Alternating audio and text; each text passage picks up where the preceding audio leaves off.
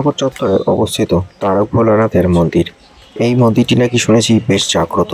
এটা বড়নগর বাজার থেকে সোজা যে রাস্তাটা চলে গেছে প্রামাণিক ঘাট রোডের দিকে, সেখানে একটুখানি গেলেই দেখতে পাবেন রাস্তার উপরে বেশ গাড়ি পার্কিং, ফুলের দোকান রয়েছে, পূজা সামগ্রীর দোকান। সেখান থেকে বাঁদিকে টার্ন নিয়ে একটুখানি এগোলেই এই তারক ভোলানাথের মন্দির। এই মন্দিরটি শুনেছি বেশ জাগ্রত। আমি আজকে চলে এসেছি বড়নগরের তারক ভোলার মন্দিরে।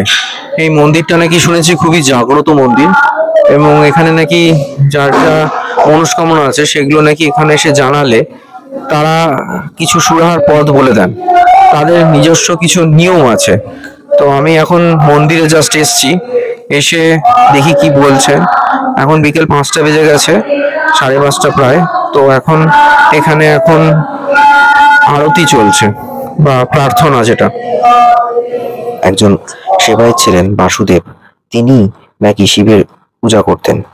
তারপর তার মধ্যে একটা বিশেষ ক্ষমতা আসার পর বহু মানুষ তার কাছে আসতেন, নিজেদের মনস্কামনা জানিয়ে যেতেন, এবং বহু মানুষ নাকি বিভিন্ন ধরনের কঠিন রোগ থেকে সুস্থ হয়ে উঠেছেন।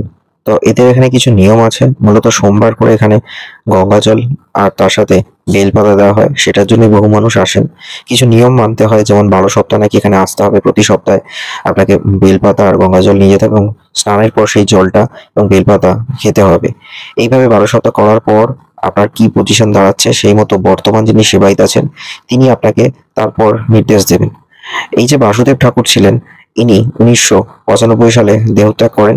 তারপর বর্তমানে একটি ট্রাস্টি বোর্ড এই মন্দিরটি পরিচালনা করেন, আর বাসুদেব ঠাকুরের মূর্তিও এখানে পুজো করা হয়।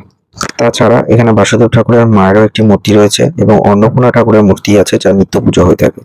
এছাড়া বলে রাখা ভালো যে সোমবার দিনকে ভিড়টা খুবই বেশি হয়। বিকেল বেলার জন্য প্রায় দুপুর থেকেই লাইন পড়ে, এবং 5:30টার পর এখানে বেলপাতা আর গঙ্গা জল দেওয়া হয়। শুক্রবার দিনও একটা আলাদাভাবে লাইন পড়ে, সেটা টাইমিং হচ্ছে 3:30 থেকে 5:30। আর ভিডিও তোলার প্রচন্ডই কড়াকড়ি, তাই আর বেশি তুলতে পারিনি। দেখুন, এক্সপ্লোর উইথ সুমন।